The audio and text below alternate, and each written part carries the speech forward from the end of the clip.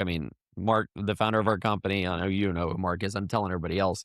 Um, because I mean, there's so many lessons and so many times you got to be around him, even as a young guy, because your dad and I mean, what a cool guy.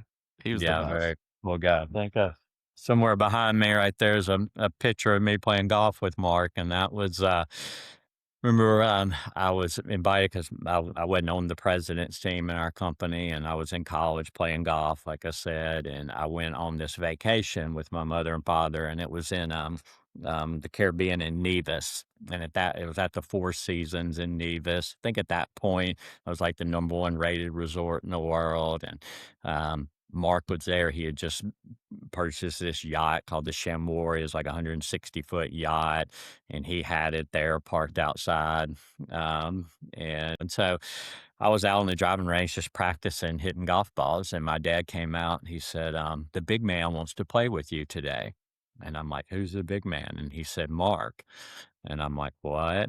And here I am. I grew up, playing competitive golf, but I'd never been so nervous about, playing golf with someone. Because in our house, um, you know, the fairy tales that we're told were probably different. There were stuff like Mark and all these successful people in business that were who my dad taught me about, and I met Mark at events where there was an autograph or things like that. But me going to be in a golf cart with him, spending a day with him, this is a whole nother level. And so um, we get out there and we're on the golf course, and first of all, he comes walking out. He's got these blue jean denim shorts on, like rolled up, his sleeves on his shirt, his golf tee in his mouth.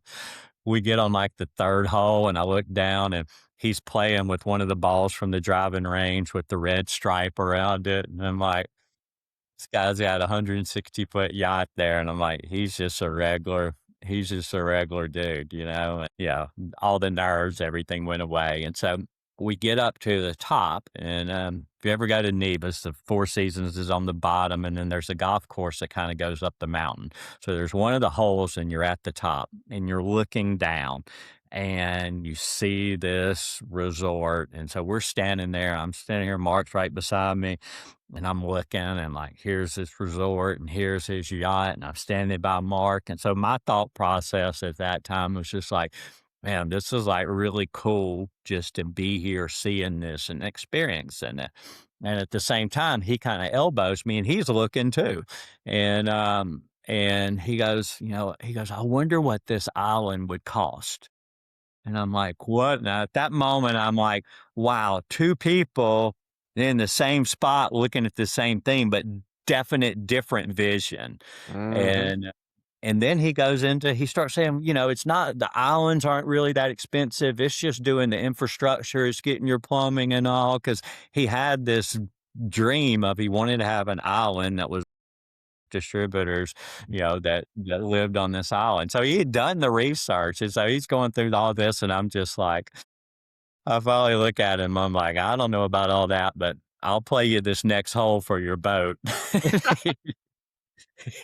He started dying out laughing. He had a son named Alex, and he said, "Well, I tell you what," he said, "Alex has this little rubber boat in the bathtub." He said, I'll play you for that." And so, but it was like, that was Mark, like, vision, really like looking at two people looking at something and seeing, Mhm.